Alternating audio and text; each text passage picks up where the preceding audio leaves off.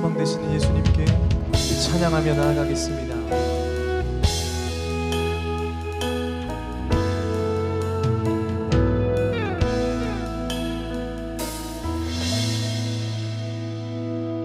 내 맘에 주여 소망 되소서. 주 없이 모든 일 헛되어라. 밤에나 낮에나 주님 생각. 잘 때나 깰 때 함께 하소서.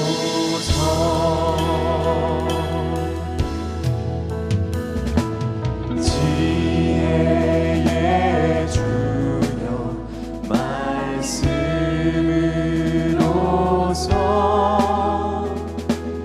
언제나 내 안에 계십소서. 주는 내 아버지 나는 아니. 주 안에 내가 늘 함께하네.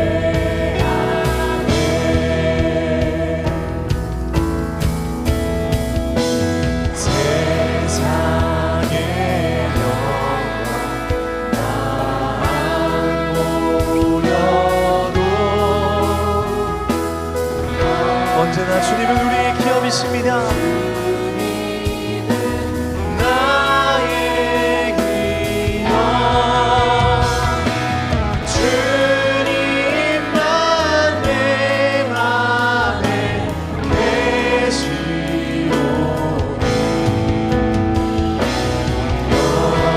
영원한 주님 참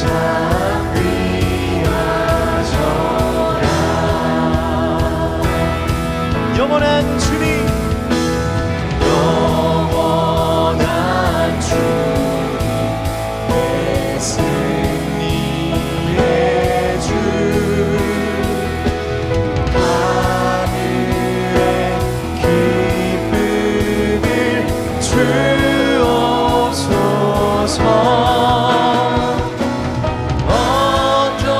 어떠한 고난이 닥쳐와도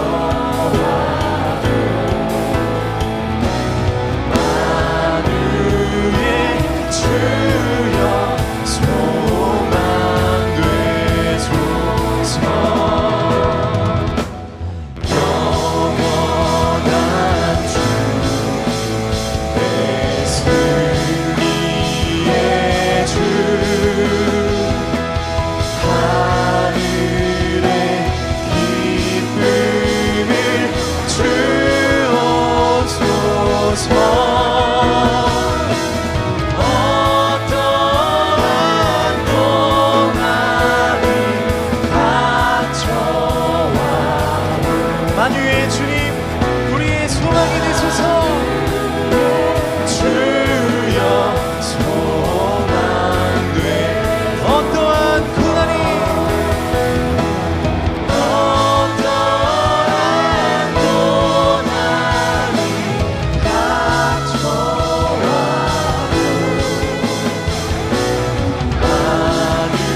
만유의 주여 주님만 내 맘에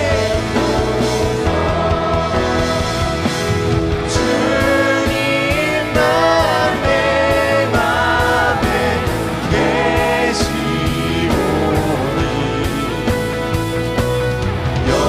영원한 주님 참 귀하셔라.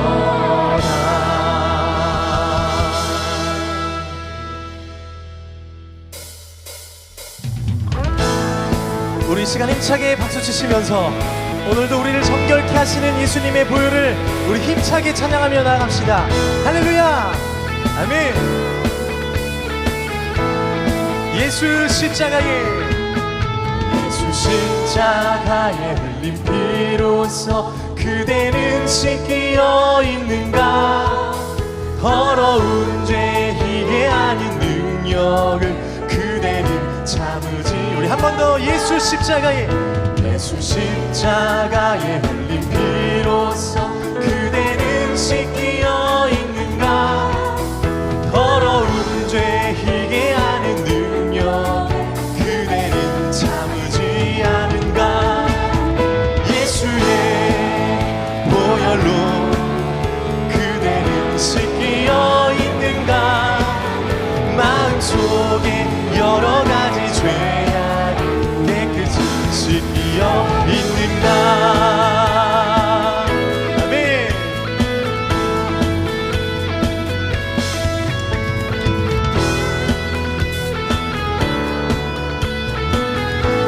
주 예수와 밤낮으로 늘 함께 그대는 행복을 하는가. 아무 때나 어디서나 그대는 십자가. 우리 함께 고백합시다. 예수의 보혈로 그대는 씻기어 있는가. 마음속에 여러 가지 죄악이 깨끗이 씻기어 있는가. 주님 예수 다시 올 때 그대 영접할 예복이 있는가. 그대 몸은 거룩한 곳 천국에 들어. 우리 보혈의 은총을 의지하시며 함께 예수의 보혈로 그대를 씻기어 있는가. 마음속에 여러 가지 죄악이 깨끗이 씻기어 있는가. 모든 죄에 더러워진 예복을 주 앞에 지금 담아서서 샘물같이 솟아나는 누구보다 너에게. 자 우리 함께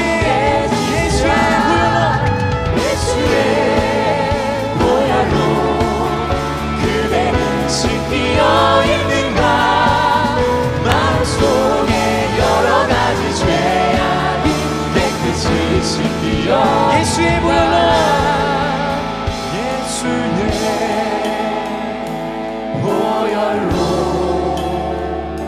그대는 씻기어 있는가.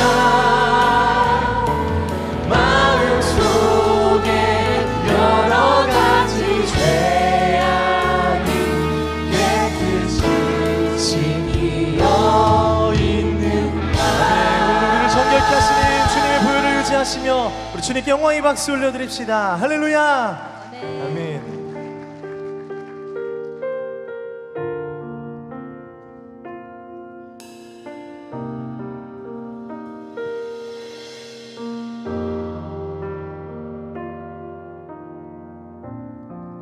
주님 나를 부르시니 두려움 없이 배서나가리라.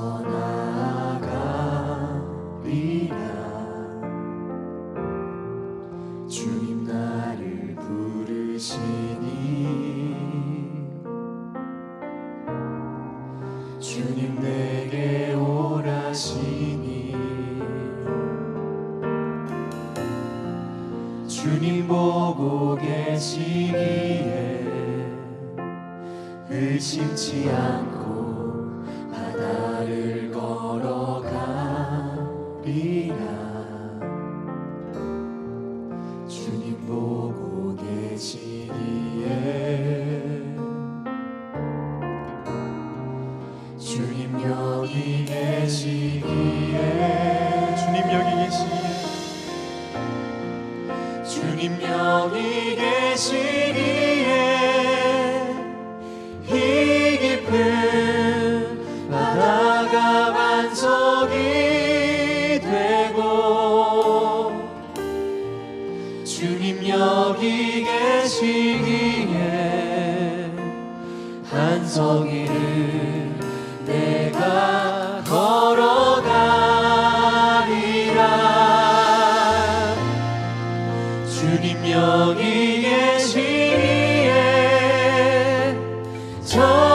걷지 파도가 반석이 되고 주님 여기 계시기에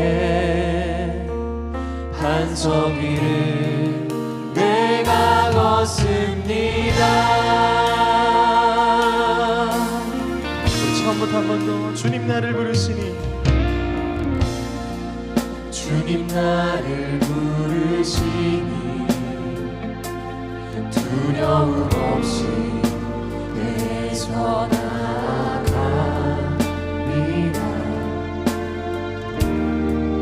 주님 나를 부르시니 주님 내게 오라시니 주님 내게 오라시니 주님 보고 계시기에 주님 보고 계시기에 의심치 않고 바다를 걸어가리라. 주님 보고 계시기에 주님 여기 계시기에 주님 여기 계시기에 이 깊은 바다가 반석이 되고 주님 여기 계시기에 반석 위를 내가 걸어가리라. 주님 여기 계시기에 저 거친 파도가 반석이 되고 주님 여기 계시기에 반석 위를 내가 걷습니다. 주님 여기 계시기에 주님 여기 계시기에 이 깊은 바다가 반석이 되고 주님 여기 계시기에 반석 위를 내가 걸어가리라.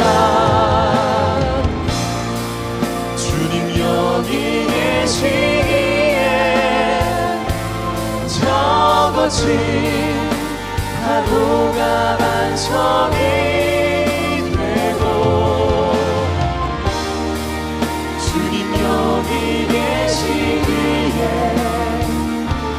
반석 위를 내가 걷습니다. 우리 다 같이 일어나셔서 영광성으로 하나님을 찬양하도록 하겠습니다.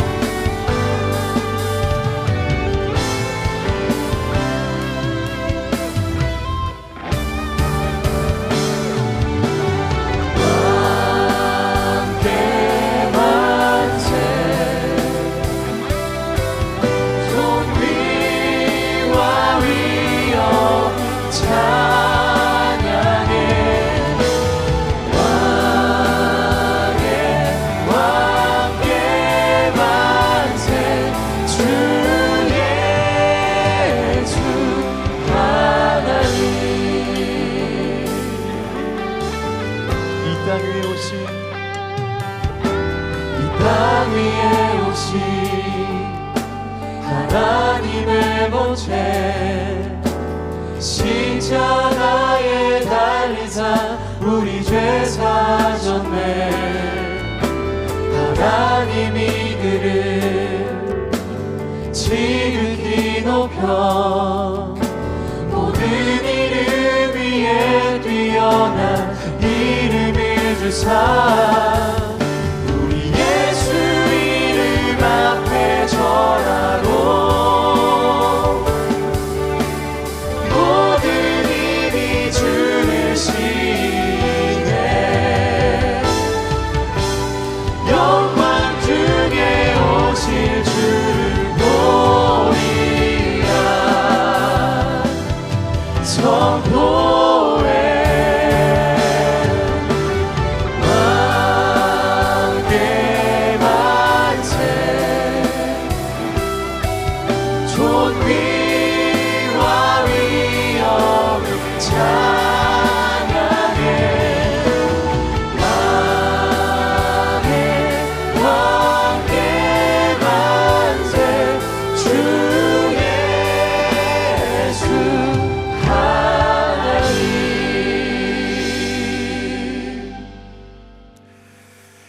하나님, 한 주의 삶 주의 사랑 가운데 보내게 하시고 주의 거룩한 날 맞이하여 성전에 모여 예배드리게 하심을 감사드립니다. 이전에 올 때 빈손으로 오지 아니하고 귀한 예물 정성껏 준비하여 주님 앞에 드립니다. 모든 것 하나님의 것이고 주께서 우리에게 주신 것이기에 저희들 11조와 주정봉헌으로 우리의 삶을 결단하여 주님 앞에 드립니다. 많은 감사의 제목 허락하시고 구체적인 제목을 가지고 기도하며 주님 앞에 감사 봉헌과 목적 봉헌을 드리오니 그 쓰여지는 곳에 하나님의 은혜만 나타나게 하시고 오직 주의 나라가 곳곳에 세워지게 하여 주옵소서. 그러나 물질이 부족하여 드리지 못한 손길들도 이곳에 있습니다. 위로하여 주옵시고 그들에게도 하늘의 소망이 있게 하여 주옵소서. 오늘 예배 가운데 성삼위 하나님 임재하여 주옵소서. 말씀이 선포될 때 성자 예수 그리스도께서 그 말씀 가운데로 걸어오셔서 우리의 심령 가운데 한 주 살아갈 지혜와 능력을 허락하여 주옵소서. 기도할 때 저희들 기도할 수 없는 자유나 성령께서 우리의 입술을 주관하셔서 기도하고 또 기도하는 이 예배의 시간 가운데 주의 음성을 듣게 하시고 주 앞에 간구하는 자들 가운데 주께서 함께하여 주옵소서. 저희들이 부르는 찬양이 하늘의 문을 열게 하시며 오직 성부 하나님의 영광만이 드러날 줄 믿사오니 성삼위 하나님이시여 이곳에 함께하여 주옵소서. 그러나 저희들 죄인으로 이곳에 서 있습니다. 주의 한없는 긍휼과 자비를 베푸셔서 저희를 깨끗게 하여 주옵소서. 저희들 세상의 무거운 짐을 지고 이곳에 왔습니다. 그 모든 것 주 예수 그리스도의 십자가 아래 내려놓습니다. 그 가운데 우리 육신의 질병, 마음의 상처, 우리가 일하는 일터의 어려움과 내 가정에 깨어진 그 관계를 주께서 친히 화해케 하시고 치유케 하시며 회복시켜 주실 줄 믿사오니 기도하는 자들 가운데 주께서 함께 하시고 그 응답이 이루어지는 이 시간이 되게 하여 주옵소서. 저희들의 기도에만 머물지 않게 하여 주옵소서. 이웃과 지역사회, 이 나라 이 민족을 위해 여전히 전쟁이 있는 곳, 이상 기후 가운데 고통을 받는 백성들을 위해 기도하게 하여 주옵시며 북녘 땅을 저희들 더욱더 마음에 품고 기도할 때 주여 이곳에 하나 되는 역사가 이루어지게 하여 주옵소서. 오늘도 이 예배 가운데 육신의 고통 가운데 또는 마음의 아픔으로 주 앞에 서는 예배자들이 있습니다. 주님께서 친히 성령의 손으로 안찰하여 주옵시고 예배 중에 예배 후에 어느의 기도의 시간이라도 이 예배를 기억하며 주 앞에 나갈 때 주께서 치유하시고 구원하시는 역사를 맛보는 저희 모두가 되게 하여 주옵소서. 이 모든 간구 예수 그리스도의 이름으로 기도하오며 우리 사도신경으로 함께 신앙 고백으로 나아가겠습니다. 나는 전능하신 아버지 하나님 천지의 창조주를 믿습니다. 나는 그의 유일하신 아들 우리 주 예수 그리스도를 믿습니다. 그는 성령으로 잉태되어 동정녀 마리아에게서 나시고 본디어 빌라도에게 고난을 받아 십자가에 못 박혀 죽으시고 장사된 지 사흘 만에 죽은 자 가운데서 다시 살아나셨으며 하늘에 오르시어 전능하신 아버지 하나님 우편에 앉아 계시다가 거기로부터 살아있는 자와 죽은 자를 심판하러 오십니다. 나는 성령을 믿으며 거룩한 공교회와 성도의 교제와 죄를 용서받는 것과 몸의 부활과 영생을 믿습니다. 아멘.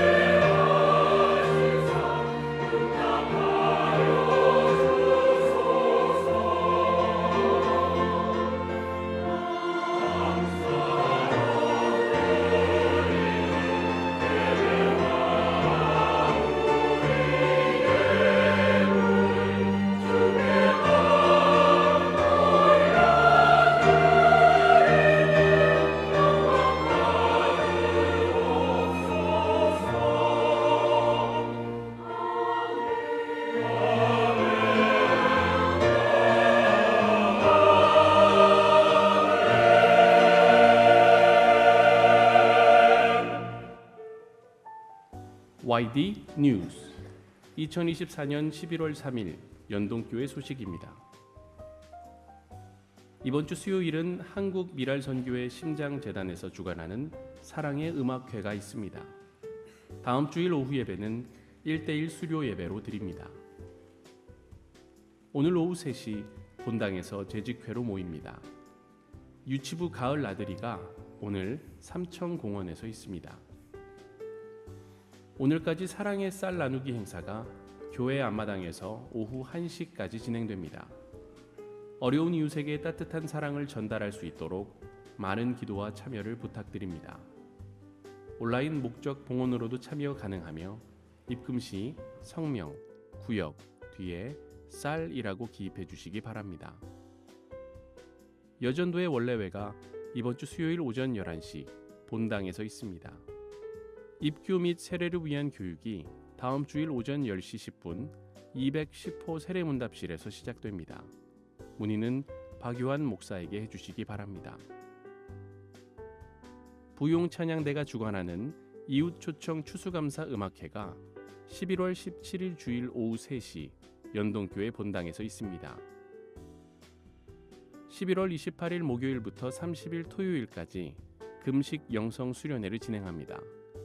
이를 위한 사전 영성 훈련으로 11월 13일과 20일 수요일 오후 4시부터 5시 과정과 11월 28일 목요일부터 30일 토요일까지의 기간에 빠지지 않고 참석할 12분의 영성 훈련생을 모집합니다. 문의는 교회 사무처로 해주시기 바랍니다. 2024년 성경통신부 제출 마감은 오늘까지입니다. 토요 소그룹 하기폰 오카리나반 주관 오카리나와 함께하는 가을 음악회가 다음 주일 오후 4시 30분에 더 게일홀에서 있습니다. 연동신협조합원 교육을 위해 이번 주 화요일 소무의도를 방문합니다. 선착순 마감될 예정이며 문의 및 신청은 연동신협으로 해주시기 바랍니다. 자녀 결혼식을 마치고 감사하여 김기호 원로장로 가정에서 오늘 점심을 전 교인에게 대접합니다. 본당 카펫 및 의자 세척을 이번 주 목요일과 금요일에 합니다. 오늘도 은혜로운 주일 되시기 바랍니다. YD 뉴스. 앞에 광고해드린 대로 이번 주 수요 기도회는 한국미랄선교회 심장재단에서 주관하는 사랑의 음악회로 합니다. 많은 후원하는 마음으로 동참해 주시기를 부탁드립니다. 오늘 오후 3시에 본당에서 재직회 있습니다. 우리 재직분들 기억하셔서 함께 참여해 주시기 바랍니다. 오늘까지 사랑의 쌀 나누기 진행됩니다. 함께 그 사랑에 동참해 주시기를 부탁드립니다. 앞에서도 광고해드렸지만 금식 영성 수련회 모집하고 있습니다. 11월 28일부터 30일까지 금식으로 함께 수련회 하는 기간이고요. 11월 13일, 20일 수요일 날 과정과 또 수련회 기간 모두를 빠지지 않고 참여하실 수 있는 분들이 신청하시면 되겠습니다. 슬픈당한 가정이 있습니다.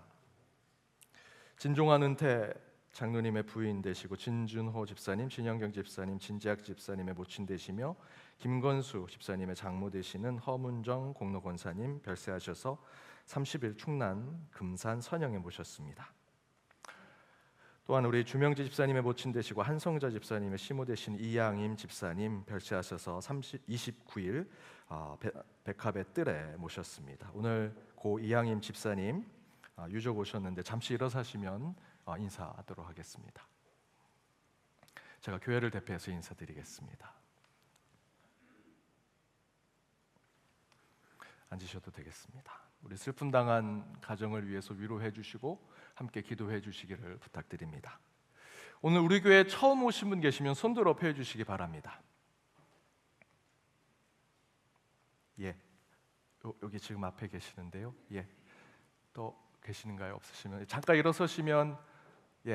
일어서시면 박수로 환영하도록 하겠습니다. 예, 저 뒤에도 계십니다. 환영합니다. 가운데도 계시고요. 환영합니다. 반갑습니다. 예배 끝나고 우리 새가족팀의 안내 받으시면 되겠습니다. 우리 좌우 앞에 있는 분들과 인사 나누도록 하겠습니다. 은혜 시간 되시기 바랍니다. 은혜 시간 되시기 바랍니다.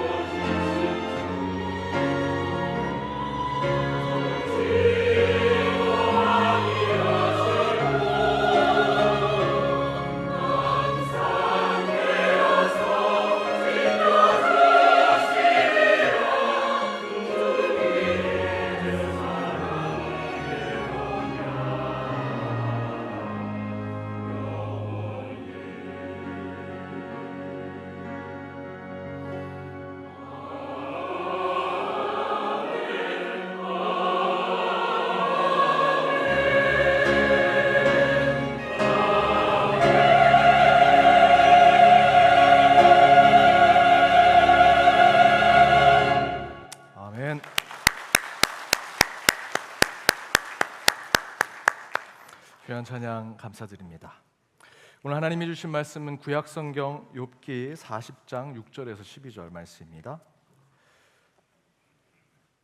구약성경 욥기 40장 6절에서 12절 말씀 차례로 교독하시고 마지막 절은 함께 읽도록 하겠습니다. 제가 먼저 읽겠습니다. 그때 여호와께서 폭풍우 가운데에서 욥에게 일러 말씀하시되 는 대장부처럼 허리를 굽고 내가 내게 묻겠으니 내게 대답할지니라. 내가 내 공의를 부인하려느냐 내 의를 세우려고 나를 악하다 하겠느냐. 내가 하나님처럼 능력이 있느냐 하나님처럼 종금 소리를 내리느냐. 너는 위엄과 존귀로 단장하며 영광과 영화를 입을지니라. 너의 넘치는 노를 비우고 교만한 자를 발견하여 모두 낮추게. 함께 읽겠습니다. 모든 교만한 자를 발견하여 낮아지게 하며 악인들을 그들의 처소에서 짓밟을지니라. 이는 하나님의 말씀입니다. 아멘. 욥의 감사 첫 번째 감사의 시작이라는 말씀의 제목으로 주의 말씀 함께 나눠보고자 합니다. 우리 찬양 하나 같이 부르고 시작하겠습니다. 찬양하라 내 영혼아. 찬양하라 내 영혼아. 찬양하라 내 영혼아. 내 속에 있는 것들아 다 찬양하. 감사하라 내 영혼아. 감사하라 내 영혼아. 감사하라 내 영혼아. 내 속에 있는 것들아 다 감사. 우리 한 번 더 부르겠습니다. 감사하라 내 영혼아. 감사하라 내 영혼아. 감사하라 내 영혼아.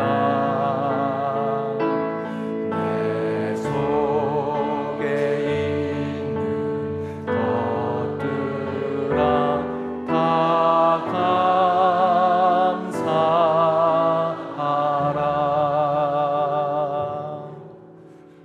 오늘은 반주를 부탁드리진 않았는데 해주셔서 맞추기가 힘들었죠. 제 아내가 제발 반주 없이는 찬양하지 말라고 얘기했는데 찬양해 주셔서 반주해 주셔서 감사합니다.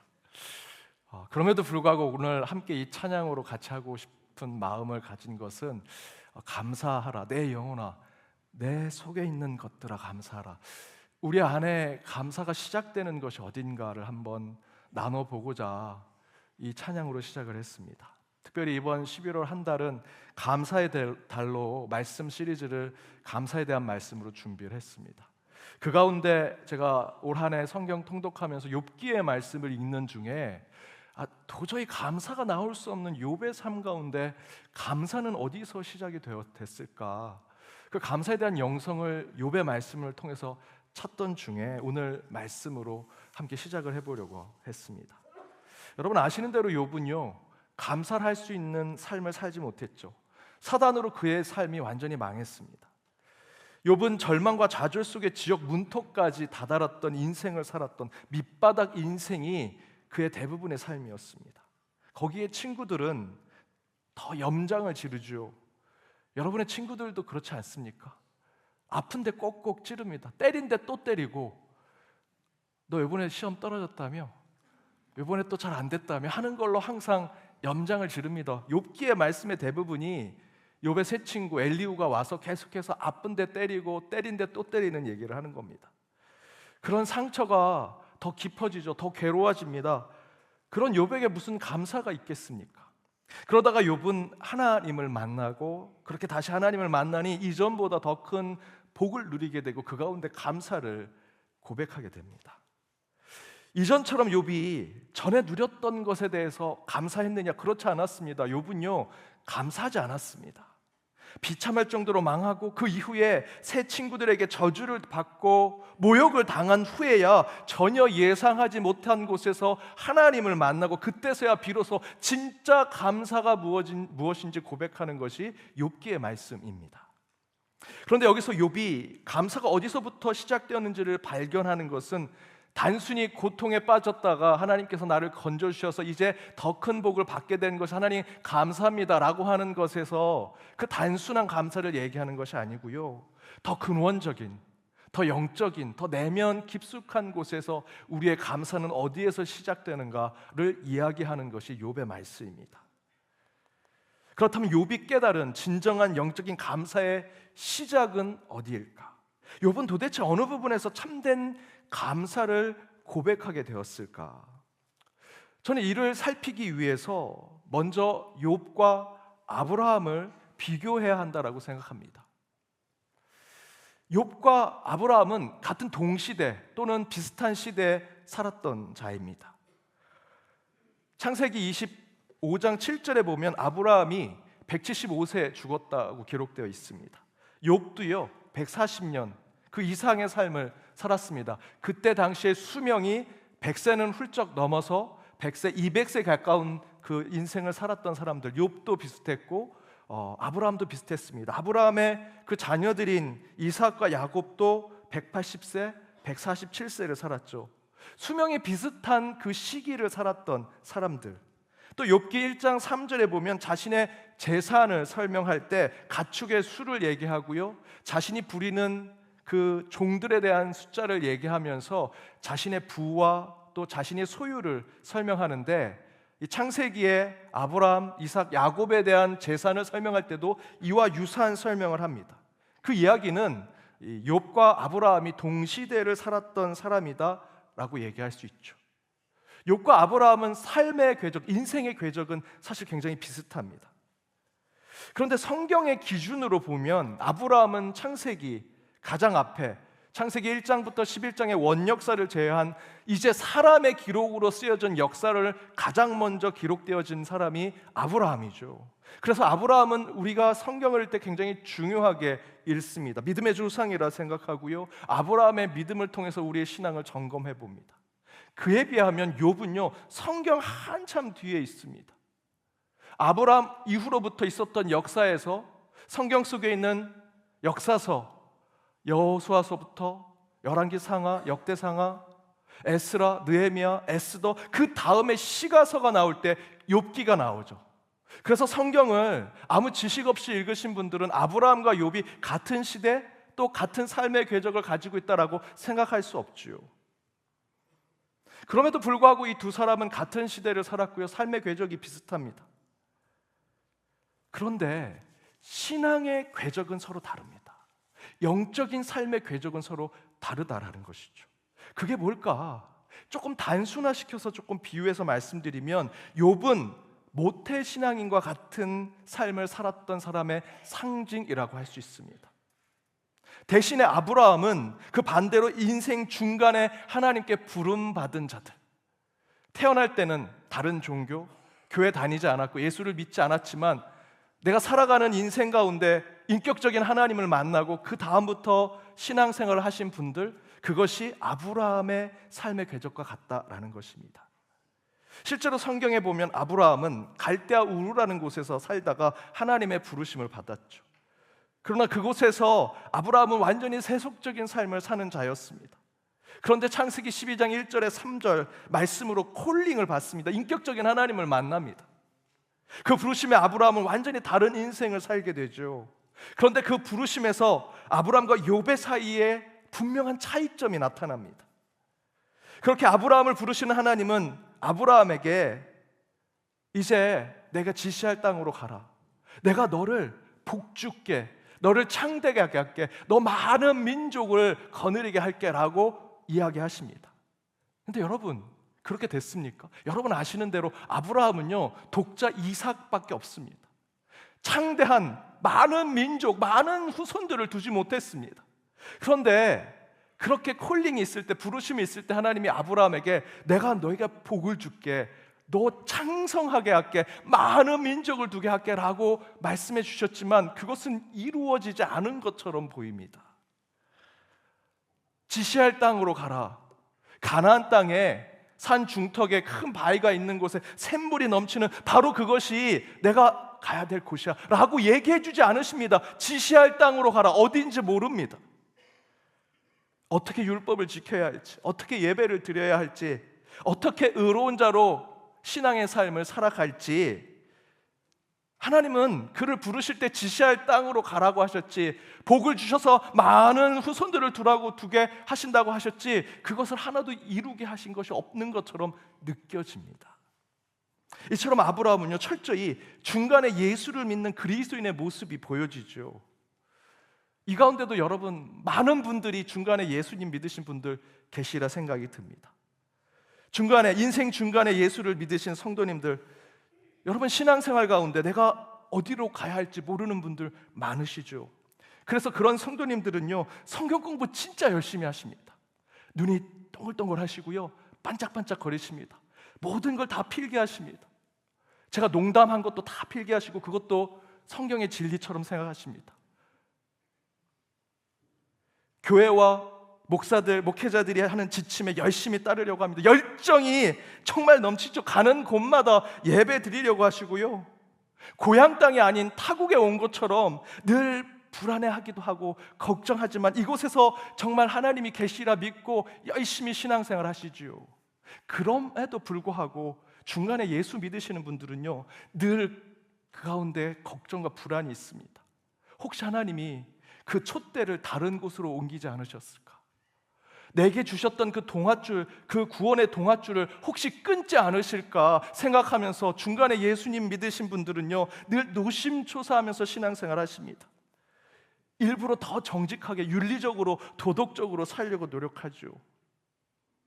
그래도 세상에 놀던 가락이 있어서, 세상의 때가 여전히 다 벗겨지지 않아서 세상의 두려움 앞에서 그 세속적인 모습을 보여주고는 합니다. 아브라함도요, 그 두려움 속에 자기 아내 사라를 누이라고 2번이나 거짓말했습니다. 자기 목숨 살고자 세상에서 살았던, 세속에서 살았던 그 모습 그대로 보이곤 하지요. 예전에 한번 말씀드렸는데 저희 외할아버지가 중간에 예수 믿으셨습니다. 그 세상에 담배를 끊을 수 없어서 항상 담배를 가지고 다닐 땐 휴지를 둘둘 말아서 이렇게 안주머니에 넣고 다니셨습니다. 그걸 품고 가야 마음이 편안한 겁니다. 성경책을 듣는 것이 평안한 것이 아니라 그래도 담배를 들고 가야. 중간에 예수 믿으신 분들이 그런 모습으로 살아가지요. 아브라함도 그랬습니다. 지금 이렇게 신앙을 쌓아 올리는 탑을 올렸는데 혹시 이게 모래성처럼 무너지지 않을까 늘 걱정 가운데 신앙을 이어가는 것이 아브라함이 보여주는 신앙이지요. 예수를 중간에 믿으신 분들이 이와 비슷합니다. 그런데 욥은요, 그 반대입니다. 욥의 첫 구절을 보시면 욥기 1장 1절에서 5절 말씀에 욥은 처음부터 온전한 자요 정직한 자며 하나님을 경외하는데 전혀 문제가 없는 자로 묘사되죠. 욥은 이미 복을 받았습니다. 신앙적으로 완벽한 자처럼 설명하고 있습니다.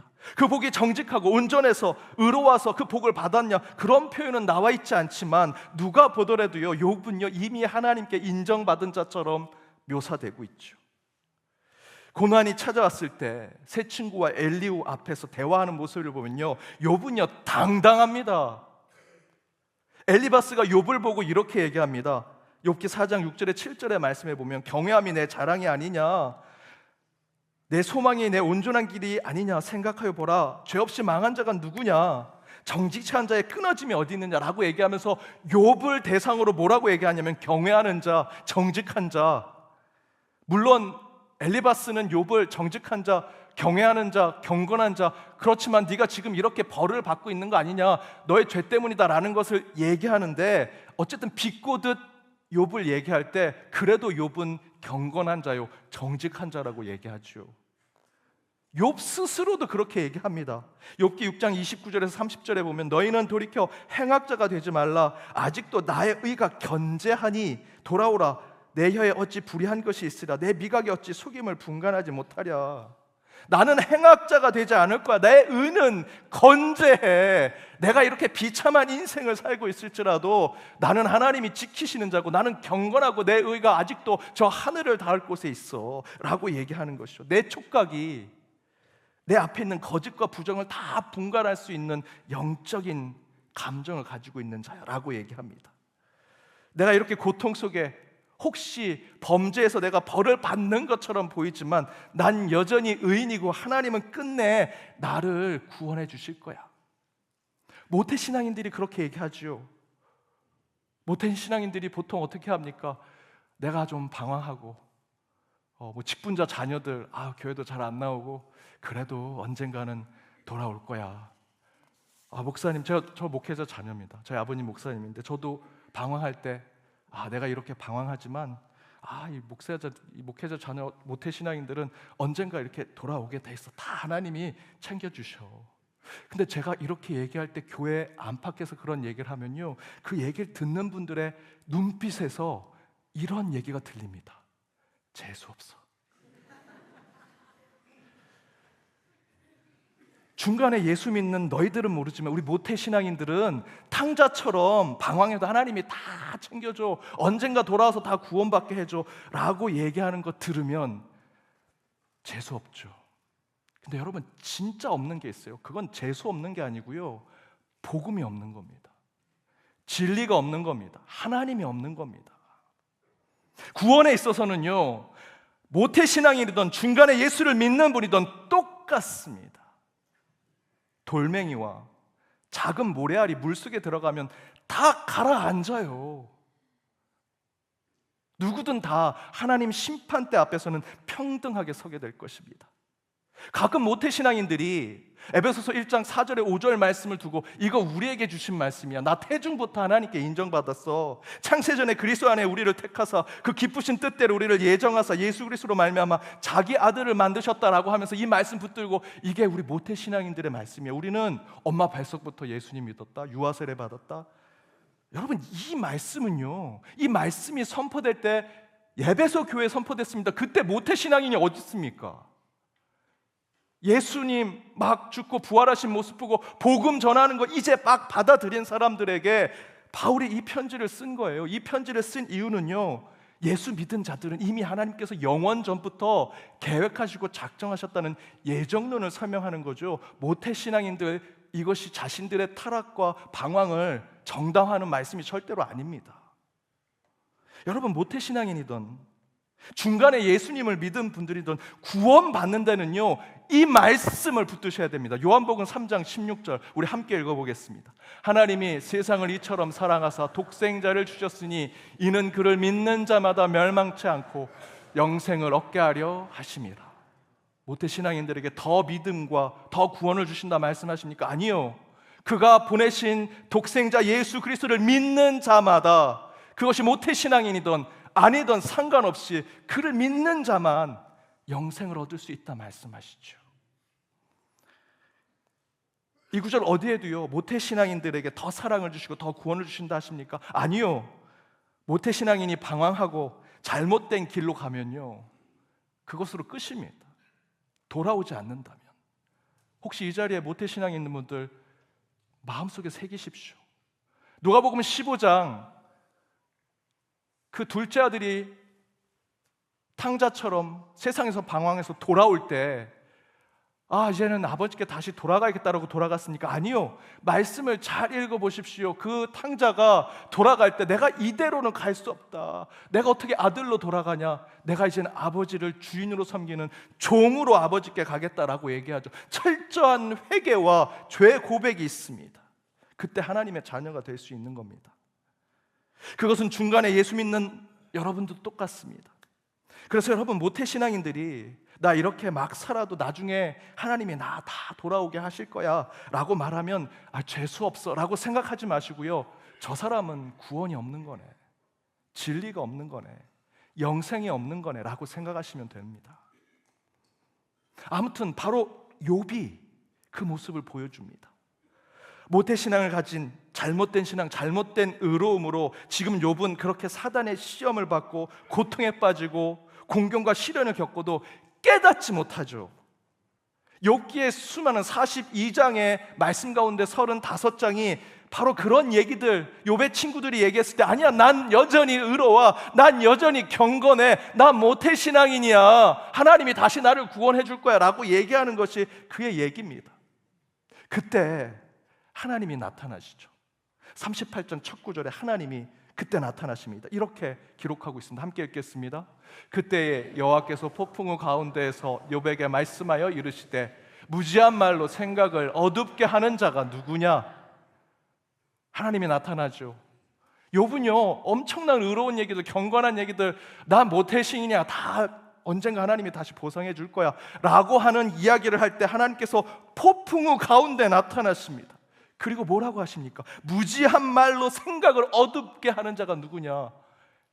여러분, 욥기의 말씀, 욥이 한 얘기들 잘 읽어보십시오. 은혜입니다. 야, 이렇게 경건하고 정직하고 바르고 거룩한 자가 어디 있느냐? 그런데 하나님은 아주 한 줄로 정리하시죠. 무지한 자로 이 생각을 어둡게 하는 자가 누구냐라고 말씀하십니다. 바로 오늘 본문도 그와 똑같은 전개를 보여주죠. 오늘 함께 읽었던 그 말씀의 6절에서도 하나님이 폭풍우 가운데 나타나신다 말씀하십니다. 그리고 8절과 9절에 내가 내 공의를 부인하려느냐? 너가 의를 세우려고 하나님이 세운 공의를 다 무너뜨리려고 하느냐? 너의 의를 세우려고 나를 악하다고 말하냐? 저와 여러분이 그러지 않습니까? 하나님, 도저히 이 세상의 이치가 설명이 안 됩니다. 내가 이렇게 신앙생활 잘하고 내가 직분자로 사는데 왜 저 사람은 저렇게 못 삽니까? 도대체 이 선과 악을 어떻게 얘기합니까? 하나님도 해결 못 하시는 겁니까? 라고 하면서 내 의를 내세우면서 하나님을 악한 신으로 만드는 것이 혹시 저와 여러분의 신앙 아닙니까? 그 말을 하는 거죠. 내가 하나님처럼 능력이 있느냐? 하나님처럼 천둥소리를 낼 수 있겠느냐? 얘기하시면서 10절과 12절 말씀에서 그럼 너의 그 잘난 의로움과 너의 잘난 위대함으로 이 세상의 악인과 싸워보라 말씀하시는 것이 오늘 본문의 말씀입니다. 이와 같은 욥을 향한 하나님의 메시지의 뜻은 무엇입니까? 하나님은 지금 바로 욥이 가지고 있는 인간적인 그 경건과 의를 부숴버리겠다라고 하시는 것이 하나님의 뜻입니다. 이 메시지는 지금 이 자리에 있는 저와 여러분에게도 동일하게 적용될 수 있습니다. 모태신앙인이든 중간에 예수를 믿었던 분이든 상관없습니다. 혹시 지금 하나님께서 여러분에게 여러분이 기도할 때마다 풍랑과 폭풍우가 몰려오는 것을 느끼시면요, 그 뜻은요, 욥기 말씀에 비춰본다면 하나님께서 여러분이 여러분 스스로 경건하다, 의롭다, 거룩하다 생각하는 그 생각과 신앙을 깨시기 위해서 그렇게 다가오시는 겁니다. 여러분, 욥기의 주제를 신정론, 하나님께서 왜 이 착한 사람들에게 고난을 주고 악한 사람들을 더 잘 나가게 하셨을까라는 것을 주제로 많이 생각하는데 그렇지 않습니다. 여러분, 욥기의 주제는요, 나의 자랑이 되는 나의 의를 철저하게 깨고 부수는 하나님이 주제입니다. 우리는 욥기를 읽으면서 이렇게 생각하죠. 아, 욥기의 이 고난이 내 고난인데, 내가 이렇게 신앙생활 잘하고 나 직분자로서도 이렇게 잘하고 교회에서도 잘했는데 도덕적이고 윤리적인 삶도 내가 잘 지키며 살았는데 왜 나는 이렇게 가난하게 살고 나는 이렇게 고통 가운데 살아?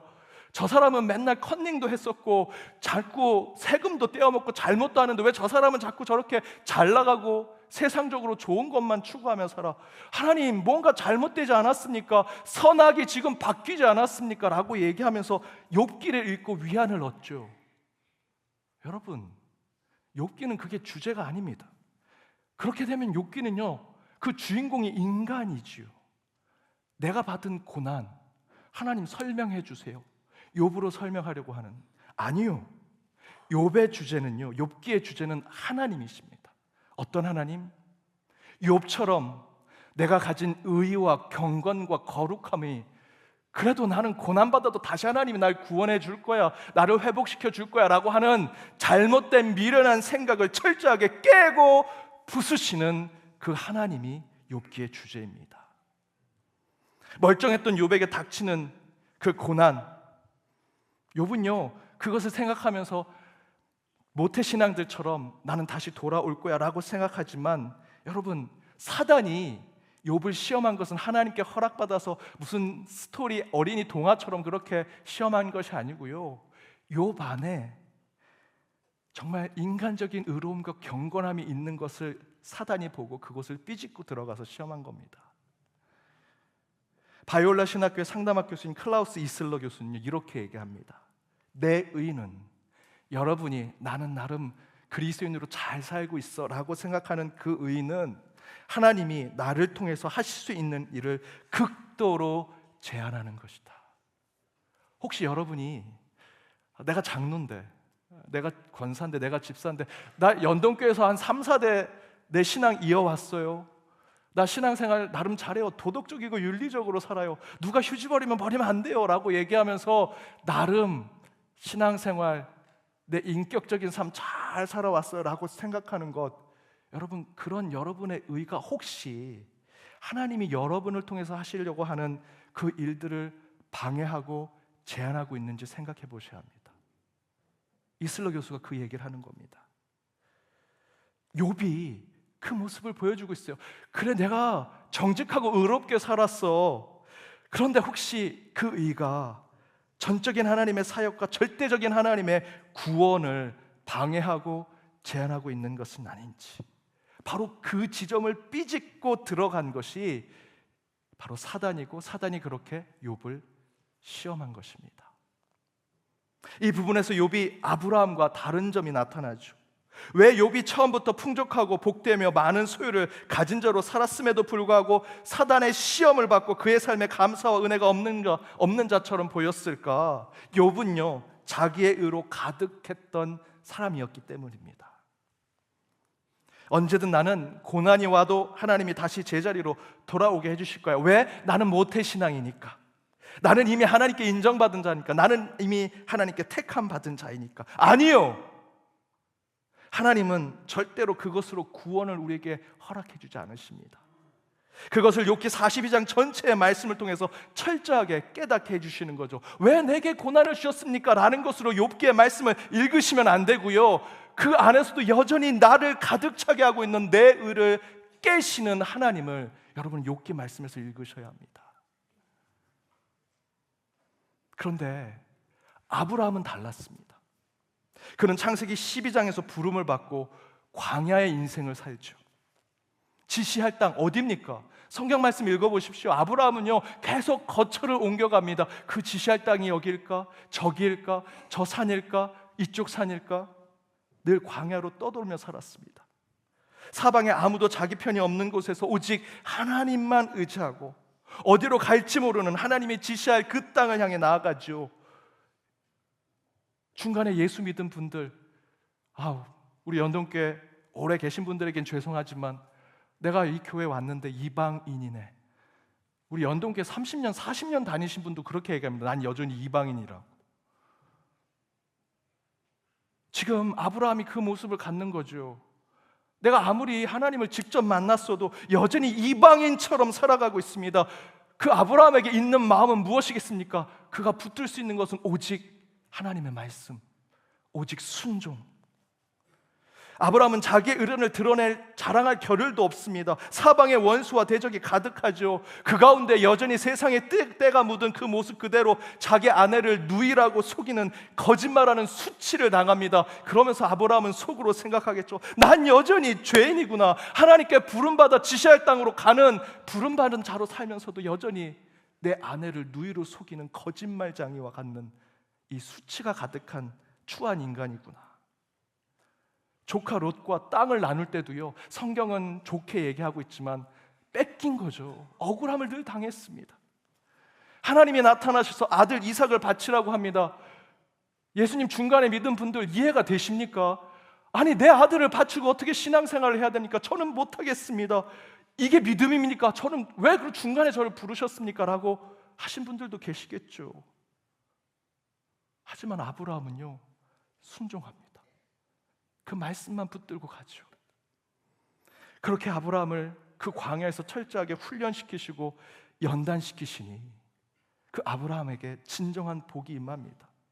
그 복의 출발을 하나님이 이렇게 말씀하십니다. 창세기 15장 6절입니다. 우리 함께 읽어보겠습니다. 아브라함이 여호와를 믿으니 여호와께서 이를 그의 의로 여기시고. 아브라함은요, 다른 것 붙잡을 게 없었습니다. 오직 여호와 하나님만 믿는 것, 그 하나님을 믿었더니, 그 믿음을 보여주었더니 하나님께서 그의 의를 지켜주시더라. 여러분, 감사의 시작은요, 이렇게 아브라함이 보여준 여호와 하나님을 믿는 믿음에서 시작된다라는 것입니다. 바로 욥도 하나님을 믿는 믿음에서부터 진정한 감사가 이루어지는 것을 깨닫게 되자 여전히 사단의 시험이 그 가운데 있음에도 불구하고 그 고통과 아픔 속에서 그는 이렇게 고백하지요. 욥기 42장 3절과 5절입니다. 우리 함께 읽어보겠습니다. 무지한 말로 이치를 가리는 자가 누구니까? 나는 깨닫지도 못한 일을 말하였고 스스로 알 수도 없고 헤아리기도 어려운 일을 말하였나이다. 내가 주께 대하여 귀로만 듣기만 하였사오나 이제는 눈으로 주를 배움나이다. 무지한 말로 이치를 가리는 자가 누구였어? 이 자야 욥입니다 라고 얘기하는 거죠. 그동안 그 친구들과 얘기했을 때 내 경건과 내 의를 그렇게 좋은 말로, 세련된 말로 얘기했지만 그거 다 무지한 자의 말이요 미련한 자의 말인 것을 이제야 깨닫습니다. 나는 깨닫지도 못한 말을 했고요, 스스로 알 수도 없는, 헤아리기도 어려운 말을 그동안 찌꺼리며 살았습니다. 주님, 저를 용서해 주십시오. 그리고 욥이 얘기합니다. 내가 주께 대해서 이제 귀로 듣고 입으로 이렇다 저렇다 얘기했던 모습을 내려놓고 이제 눈으로 주를 뵙니다.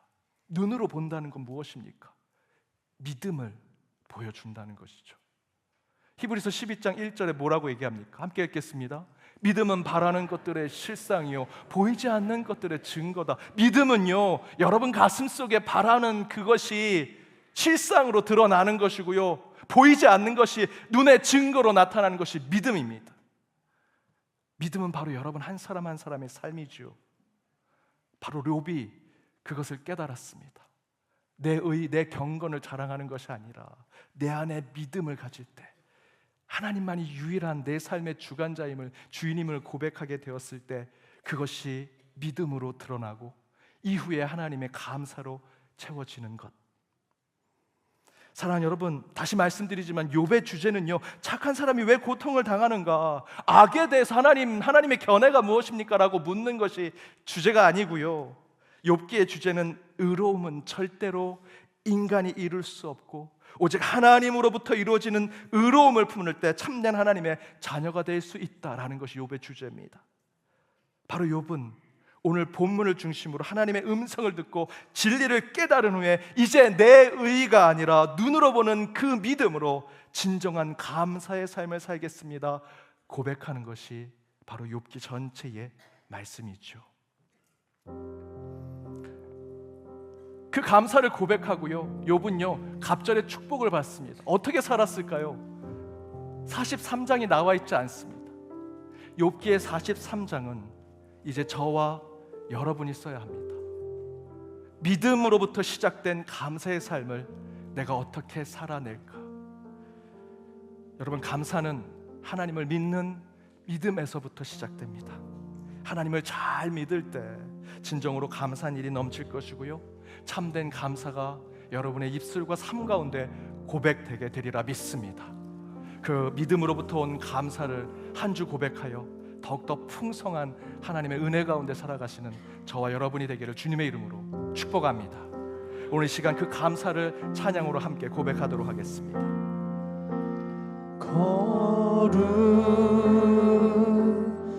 거룩하신 하나님, 주께 감사드리세. 날 위해 이 땅에 오신 독생자 예수, 나의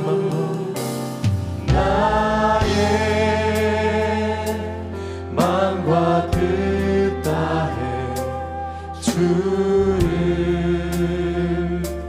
사랑합니다. 날 위해 이 땅에 오신 독생자 예수, 내가 약할 때 강한 주로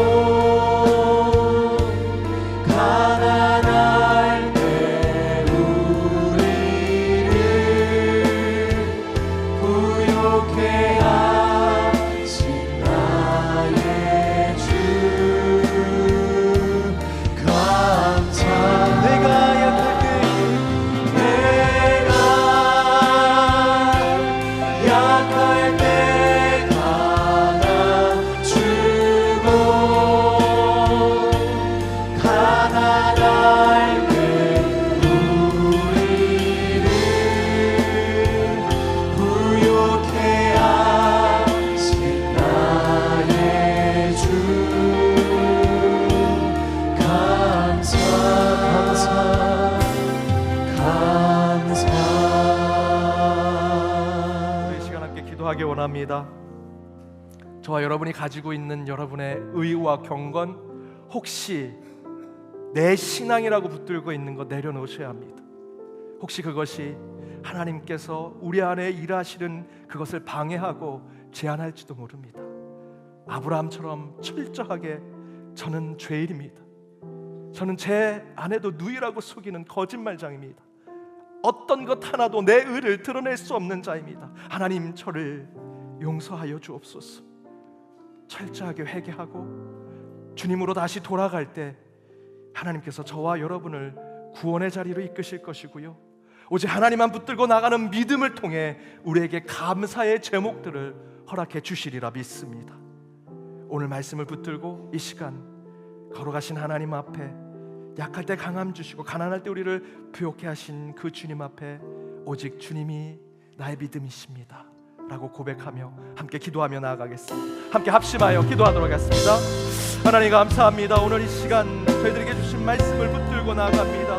오늘 이 말씀이 우리에게 참된 믿음을 회복케 하여 주옵소서. 우리의 의, 우리의 경건함, 우리의 거룩함을 내려놓게 하여 주옵소서. 오직 하나님만을 붙들고 나가는 참된 순종과 말씀만이 우리를 붙들게 하여 주옵소서. 그 가운데 걸어가신 주님께서 우리의 삶을 이끌게 하여 주옵소서. 약할 때 강함 주시고 가난할 때 우리를 부욕해 하신 주님 앞에 참된 믿음으로 나아가는 저희들을 참된 주님의 믿음의 사람으로 세워주신 줄 믿사오니 그 믿음을 통해 감사를 이루게 하시고 그 감사가 차고 넘쳐 하나님 앞에 온전한 경건함으로 또 거룩함으로 또 전 예배와 또 경배함으로 나타날 수 있는 저희들의 삶이 되게 하여 주옵소서. 그 믿음에 대한 감사의 근원에 참된 회복이 이루어지게 하시고 이들의 삶 가운데 감사의 제목이 늘 있게 하여 주옵소서.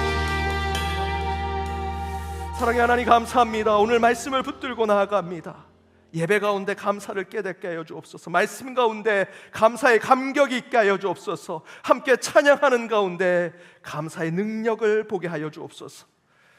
은혜의 주님, 이 시간 주님께서 주신 말씀을 붙들고 나아갈 때 감사의 시작이 우리 인간의 의와 선행으로 이루어지는 것이 아님을 깨닫게 하시고 전적으로 하나님께서 부어주시는 그 믿음으로 이루어지는 것이 감사임을 고백하게 하여 주옵소서. 저희들 믿음으로부터 시작된 그 감사의 고백이 약할 때 강함을 주시고 가난할 때 부욕해 하신 주님으로 나타나 오직 하나님 한 분만을 찬양하는 감사의 신앙이 되게 하여 주옵소서. 오늘 이 자리에 여러 감사할 수 없는 삶 가운데도 주의 자리를 지킨 백성들이 있습니다. 그들의 육신을 어루만져 주옵시고 그의 마음을 주께서 위로하여 주옵시며 그들의 관계를 다시 회복시켜 주시고 잃어버린 비전과 꿈을 다시 찾는 말씀과 이 예배가 되게 하여 주옵소서.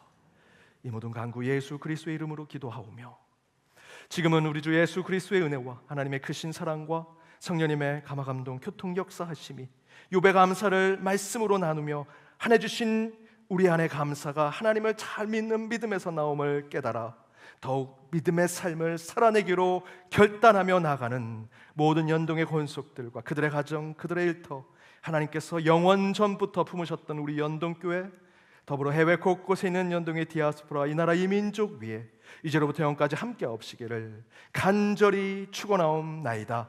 아멘.